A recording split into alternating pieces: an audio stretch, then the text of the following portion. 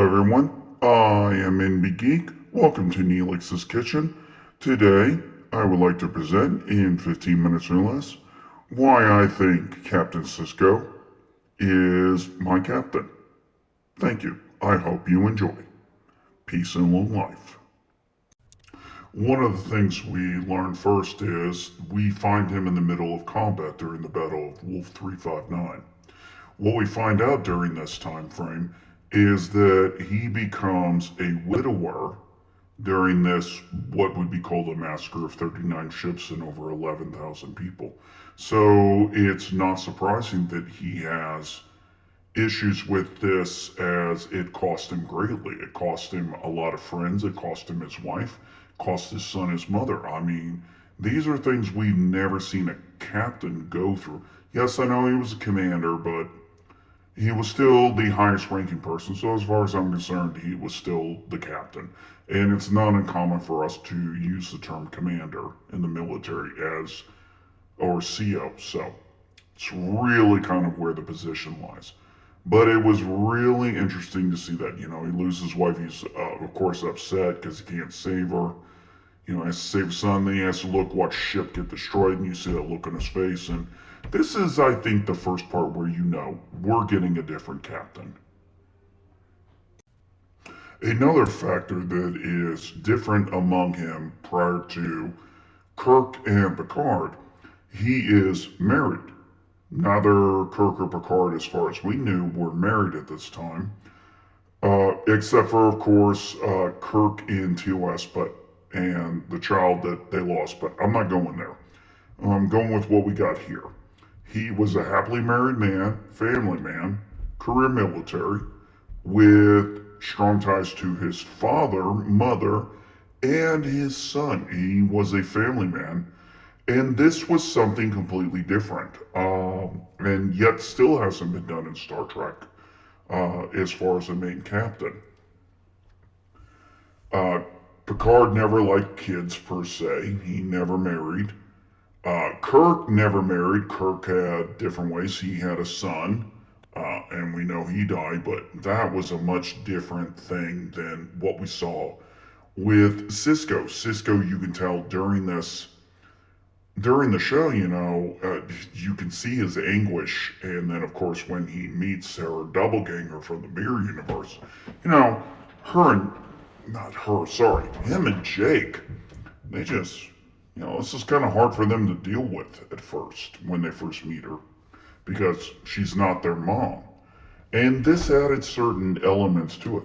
Also, Sisko did things with his son that I thought was great when they built the Bajoran sail ship. And I thought that was a wonderful father-son bonding experience. And as someone who has 3 children, I mean, when you have those little memories that you get to bond with your children and do things, you'll remember them forever. It's always something you cherish, no matter how small it sometimes seems. Some of the smallest things you do with your children or your wife can make the biggest memories. And then also, Sisko was had strong ties with his father, loved his father very much. From what we can tell, loved his mother very much. And this was something we never really, I don't think in any other Star Trek shows, really got to know the family of the main character per se. We seem to get more of the family dynamics from the supporting cast, never the main cast, except for here. Rarely did it ever happen in TOS. TNG, other than when Picard went to see his brother, and then of course Janeway being lost in the Delta Quadrant, we never saw that other than the issue where she was obviously had a fiance with puppies. Sorry. She had a fiance who had her puppies, the dogs, strange enough. But, it was just very interesting to see this different dynamic. And as I am someone who has been divorced in the military, someone who has raised a child single, someone who's been, close with a strong family member of mine, it's not my father right now, it's my mother, Uh, that was so much more relatable to me that it just always worked. And especially Sisko's support of his son.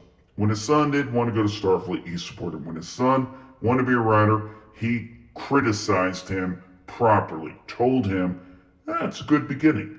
He's trying to tell him these things. And it is just a wonderful bonding experience, especially that episode where Jake is out with Bashir and, he writes a story about what his experience was. And, Cisco says lots of people have gone through what you went through. Very few would be brave enough to write about it. And he's right. Combat is horrible. And there was so much weight to the love with them. I wish they had gotten more stories together, but I at least enjoy the ones we got of the father-son dynamic. I thought it was fantastic. One of the things Cicero was also given was when he went to Tarek Nor, renamed Deep Space Nine. It was literally defenseless. It had been strip mined and everything. And okay, the Federation came in, brought in some runabouts, uh, which, were great for what they were going to be for, which was go to Bajor and maybe occasionally go to a local system. Obviously, somehow, during the entire 50-year occupation, um, and everything else, nobody hit that wormhole. I don't know if you gotta get a line of sight right, but who knows. But he's on an alien space station, and they have to try and figure it out, and he's dealt with a mess.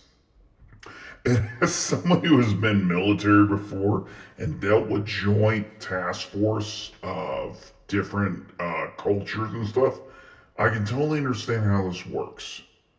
I was never the captain. I wasn't even Chief O'Brien. I was just simply right below Chief O'Brien. I was the guy who would have been fixing the pylons and shit.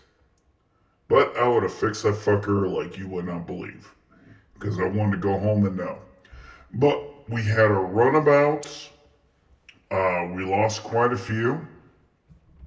When the Dominion threat came in, that's when everything changed. And Sisko really took this warhead on. He wanted to win. And he was willing to do what other captains weren't. And that's why In the Pale Moonlight is one of my favorite episodes. Oh, sorry. My favorite episode. One of the final factors I want to introduce is DS9 did something completely different. It was not based on a starship with Starfleet. This was based on a conglomerate. You had to deal with what would be called, you call it a space station, we'd call it a base.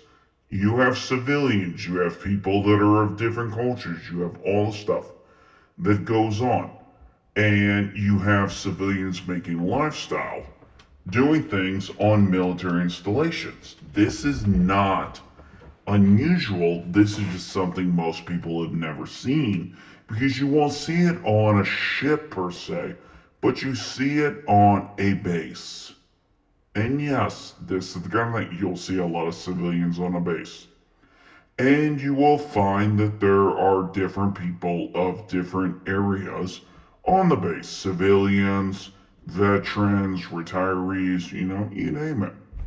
What this show did was it brought in so many secondary characters that we just fell in love with. Nog, Vic, Ducat, Do more. Keiko came in. Cassidy Yates. I mean, these people were loved almost as much, some of them, if not more than the original cast. There are people I know are like, they wanted more Ducat. They loved Garrick. Take your pick. I mean, it was a show that really defined you can make great secondary characters and build a story around them. And that's really one of the final parts because Sisko generally had an impact in some way, shape, or form on most of the extras' line. Think of Nog. Nog became a Starfleet officer. Think of, Cassidy Yates. She went to prison and she goes, I'll be back. And he goes, I'll be waiting. It was some really beautiful stuff going on there. And it just held with Sisko holding the groundwork. And